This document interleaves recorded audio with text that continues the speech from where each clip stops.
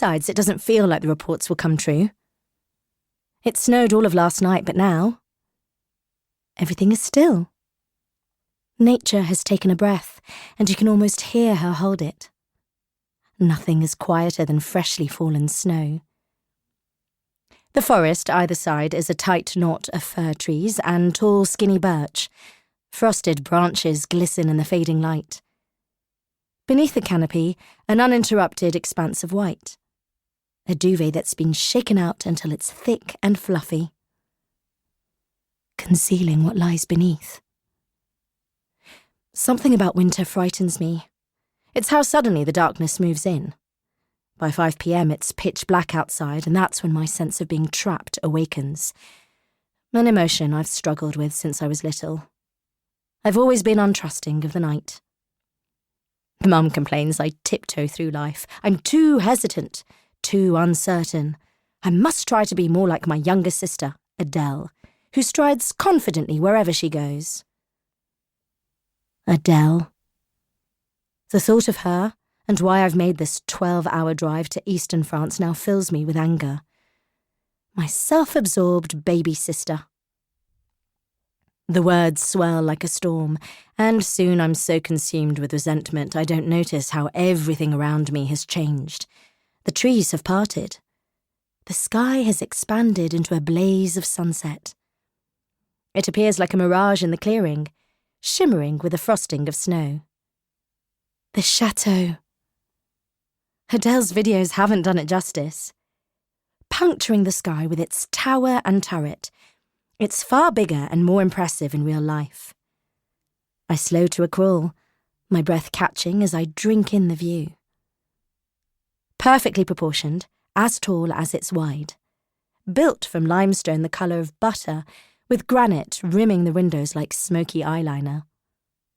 There are sage green shutters, a Juliet balcony wrapping around the upstairs room. The roof is spiked with hooded windows, pointy like witches' hats. The courtyard circles around a fountain. A statue of a woman cradling a child, the pale folds of her robe falling loosely around her waist. I imagine what it must be like when it's switched on in summer, with a patter of water drifting through the estate. Dazzling in the low winter light, the building commands attention. It speaks to you with an air of arrogance. I've survived hundreds of years. I've weathered storms fiercer than you'll ever know. Look at me. Adele's been calling it small in her videos, compared to other chateaux in the region because it only has 9 bedrooms. Only 9! There's no doubt in my mind. This is the grandest home I've ever seen.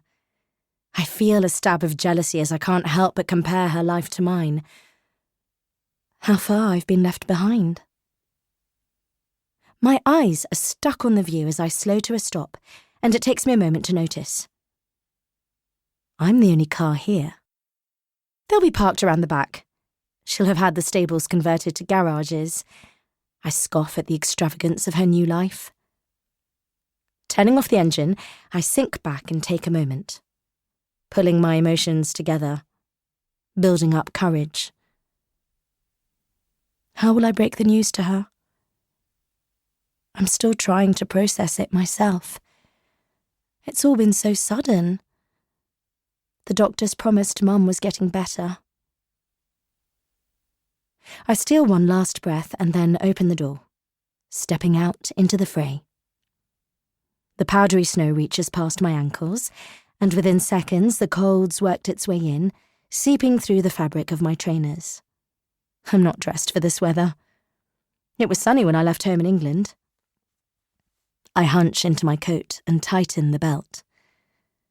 Slipping into the shadow of the building, my senses become alert.